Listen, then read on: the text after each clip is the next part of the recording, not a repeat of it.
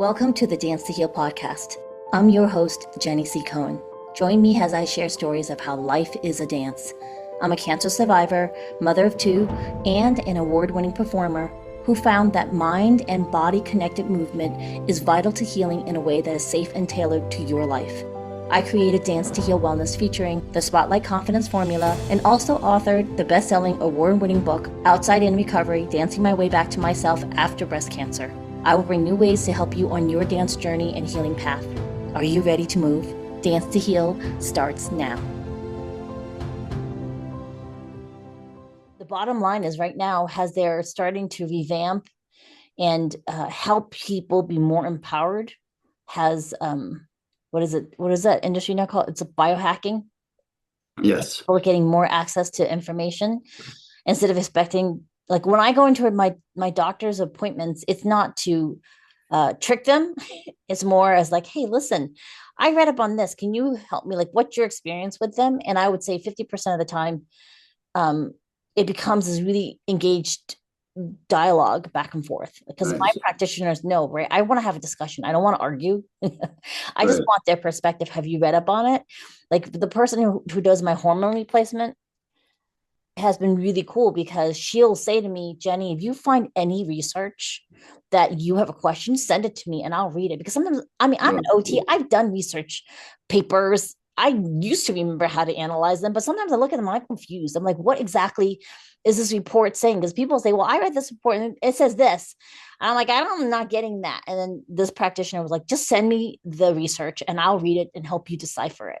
Because the point is that you want to have a team of people working with you, not um, people in the healthcare industry, everyone that was listening in, their goal is to help us. Right. That's why they entered the profession. Yeah, absolutely. I love the fact you said 50% because if you're, you know, there's a lot of information out there, especially on social media, and some of it's good, some of it's not.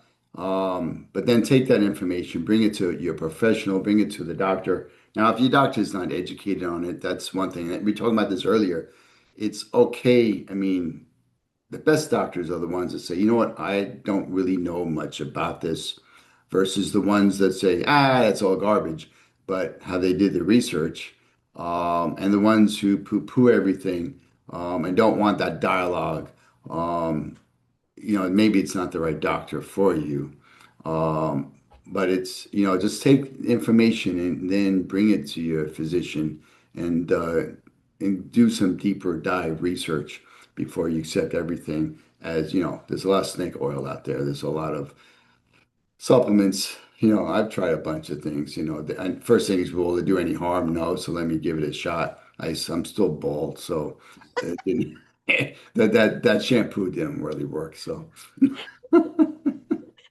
I do miss your humor. Well, I'll tell you that my hair started getting thicker from being on the hormone replacement because I was starting to Sure. go bald and I was like, oh my God. One of the things I gave up after chemo, I was like, at least the hair's going to grow back. Then I was Right. like, oh my God, the hair's coming back.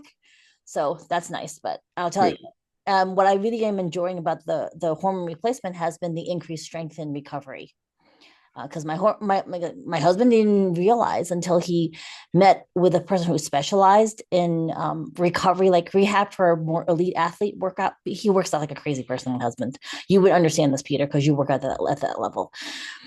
And for him, he didn't realize that his recovery process, like his recovery time, was increasing until he went back to levels of T that were what regular doctors would be. Well, our regular doctor who's like, you're at risk for a stroke. And the other doctor who prescribed them the T is like, no, you're not. Like, because he's basing it off research that's been done Right. over years that our current regular family practitioner person hasn't looked up, right?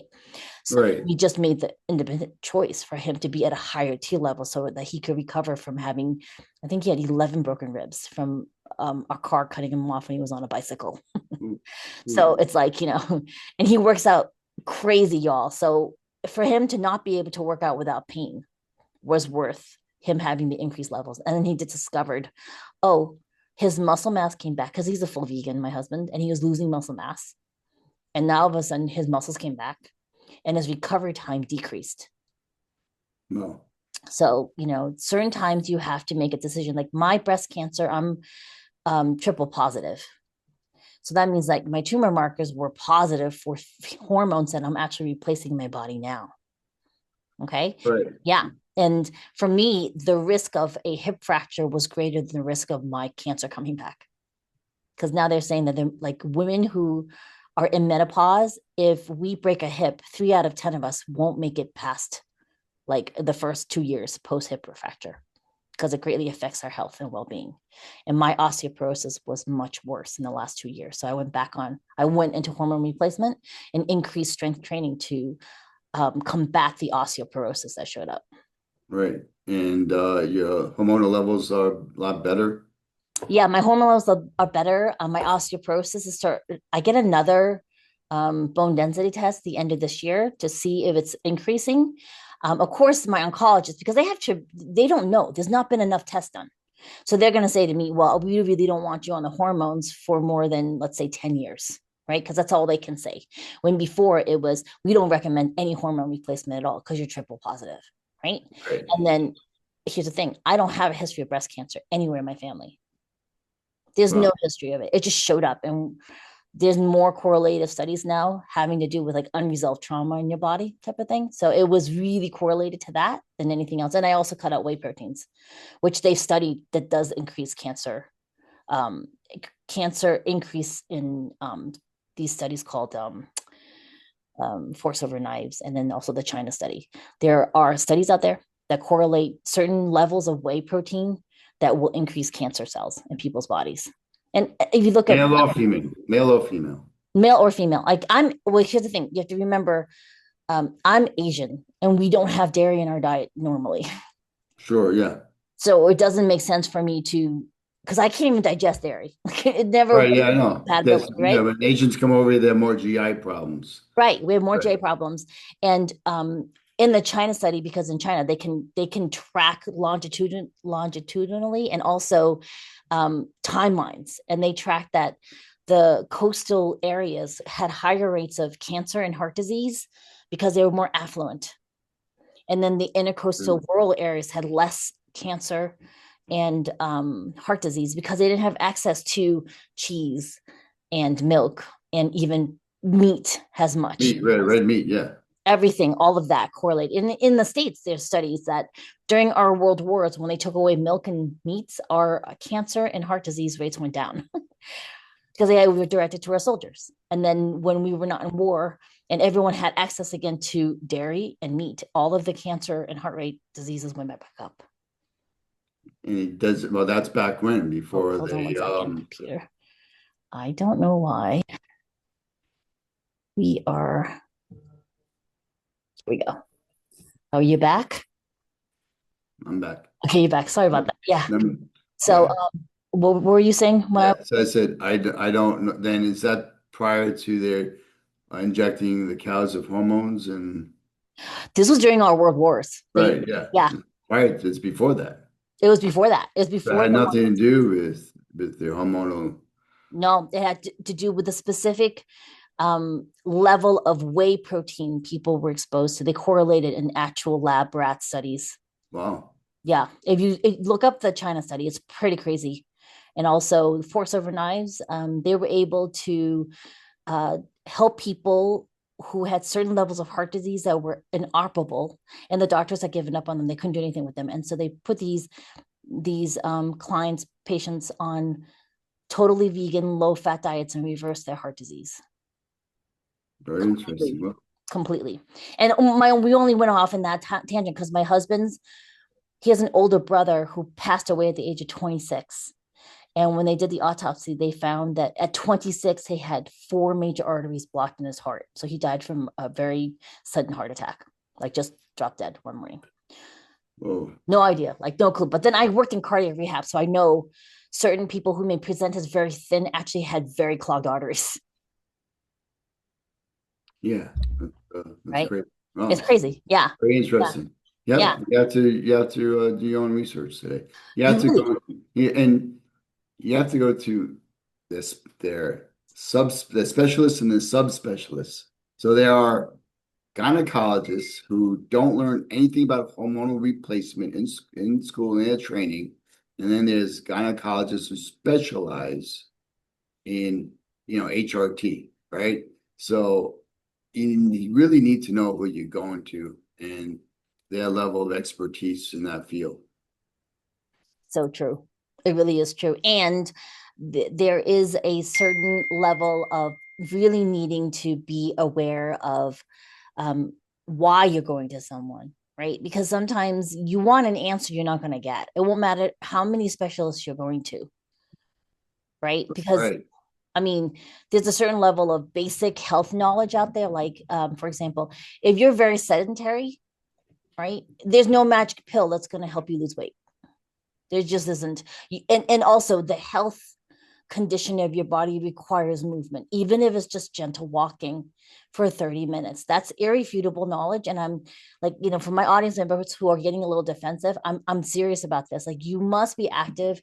Your body is extremely efficient.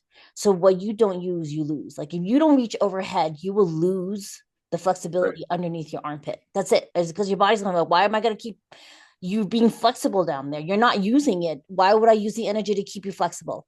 So the goal is, when you're listening to this particular interview with Peter, ask yourself, where am I needing to utilize my abilities? Meaning, Peter wants you to exercise more love and kindness. I'm asking you to direct that towards yourself first, and being clear that in any relationship, right, you're remembering, does that person, like, your perspective is, does that person even love themselves? Because if they don't, most of the time they'll be quite the antithesis of how you want to be approached. yeah, absolutely. You definitely should. It's not selfish to take care of yourself, because then you have more energy, you're in a better position to help more people. So just think of it that way. When it's like that whole oxygen mask coming down. Put yours on before you put your child's on, and it's so important. I tell my docs all of this. It's about energy preservation. You want to like have all the energy available to be present for your patients. If you have a business, your clients, your customers, so you can be the best version of yourself.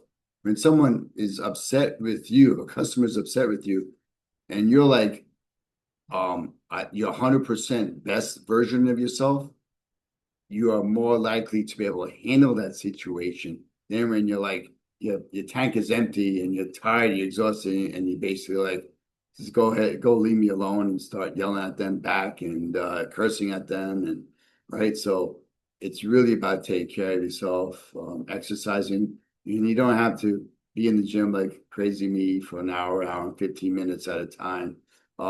Just some movement. And really the goal is when you're 85 to be able to get off the toilet by yourself.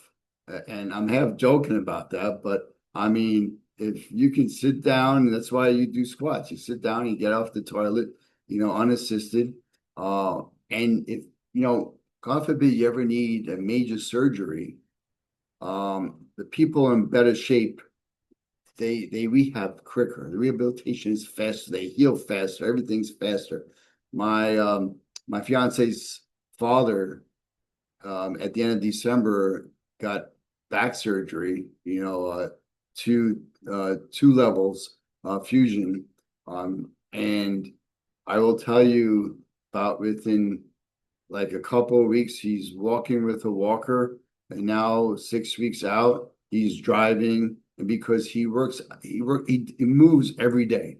May he be playing golf, may he be in his bowling league. He's 85 years old. So bowls, golf, that's his biggest concern, that he wouldn't be able to do this again.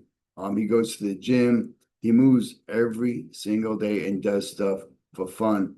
And it's a huge difference being in shape. He watches what he eats, just taking care of all that. Now I haven't had, I'm not saying I'm not drinking again, but I purposely feel better when I'm not drinking. So I haven't had a drink since January 1st. And I don't know if it correlates this. I'm an asthmatic and I have two different inhalers, and I haven't had to use them in approximately like I think it's been like over 2 weeks now. And it's winter, really cold here in New York City. It's usually when I need it. So knock on wood, I don't know if there's a correlation to that or not. Um, but it's good to know. Oh, thank you for that share. I think it's really important because I'm an asthmatic and I'm usually on two or three different types of anti uh what is it? Antihistamines. Yeah, So too. yeah, and I'm like not necessarily on the regular stuff that people take when they have allergies, but I'm on Allegra, Zyrtec, Mm. and then because I got a bout of vertigo that would not go away after a cruise 2 Januaries ago, I've been having to be on Mucinex D to calm my inner ear because I have stress-induced vertigo. So it was really interesting that I had to up all of my things at the same time I'm on inhalers like 24/7 for my asthma. Okay, we're gonna ignore the fact that I have 10 cats. But Oh boy. because my audience members know I have a lot of cats and we groom them every week. We do a lot of, with air filters, I have the Pacogen sprays and stuff. And really, truly, it's been the decrease in dairy. I don't normally drink anyways because I have no enzymes in my body to actually metabolize alcohol. So it stays in my system way too long. Sure. Right. So it's not worth it. It's like that momentary high means like 2 weeks of suffering afterwards type of thing. Mm. And being in like menopause, I've been making healthy choices since July and replacing the extra like abdominal fat that I had accumulated post the cancer treatment into more muscle, which has been the Nice. defining factor in like me just feeling better as a person and feeling stronger. So there's so much more research out there, even for anyone in menopause or menopause. You call it womanopause. I like that. Menopause, yeah. Womanopause. Just the more emphasis and general knowledge about how really it's not the weight, it's the muscle mass we need to have that increases your recovery. Like my husband, when he was in that surgery, even though he had to go in a PICC line. So, audience members, a PICC line is when they do a direct line through your arm artery into your heart to feed your body essential, like breakdown. It's not food, it's just like essential amino acids. What's you're missing in your diet? They took his blood and were like, you're missing this and this. And they inject this white milky fluid into his body to try and keep him alive, to keep his heart system running, his brain running, right? And then he had to slowly bring food back into his diet. Yet, because my husband works out like Dr. Peter, like a crazy man, like all the lives that we've known each other, he was back to full strength within 4 weeks, even though he had the post surgical, you can't lift a certain weight over until 6 weeks. And he had abdominal surgery 10 days apart because he got 2 bowel obstructions back to back. He was recovering really quickly in a negative way because they said when they opened up the second time, his scar tissue from the first surgery was like sticky already within 10 days. Oh, It was nuts. Like he was accelerated in his healing in almost like a negative way. Anyways, my great. point Yeah, is he was back to full strength within 6 weeks. that's great. You That's know, good. yeah, yeah. He drove the nurses crazy because he was looping circles around the nursing station from day one. Right. Excellent. Yeah. Yeah. All right. So, Peter, what is one thing you want my audience to keep in mind as we end this time together? Now, remember, you do want to go to peterwishnie.com, folks, for his free resource. What's Thank you. one thing you would do, Peter? You want us to do? Do I want you guys to do? Mm-hmm. Me too, included. I'll do it. Sure. I want everyone before they go to bed every single night, write down 3 to 5 things they're grateful for. You probably say this all the time, Jenny, knowing you, but I will tell you, sometimes you just like, it's like you forget to do it, and then if you miss it one day, 2 days, but after a while, you know, life is life could be easy, but life overall, if you listen to everything, it's hard. There's a lot of negativity in the world. Um, but like today, today's actually a warmer day, but it's been like single digits here in New York City with lots of snow all over the place. I'm like, I just wrote something simple. I'm grateful for I have heat and a roof. keep me warm, a nice warm sweater, that I'm healthy, that my family's is great, and everything else is gravy. So just write down what you're truly grateful for, because it's so easy to bitch and complain.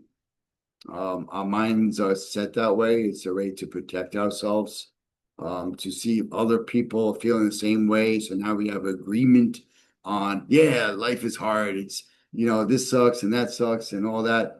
And then we agreeing on the negativity. Let's agree on the positive side. Thank you, Peter. I love that. I love that. And then my audience members, remember you have the monthly masterclass with me at movetobloom.com. So we'll always continue that exercise. But I like the reminder in your voice, Peter, to do this exercise every night. Thank you so much. I think you have to come back and we'll have to do a part 2, okay? Sounds great. I love it. All right, great. Thank you so much for having me. Thank you, Peter. Audience members, we'll see you next time. Bye-bye. Thanks for listening to the Dance to Heal podcast with Jenny C. Cohen. Come back next time to hear stories of inspiring triumph and learn more ways that you can heal yourself. To work with me and continue your journey, visit danceandheal.com. Are you ready to move?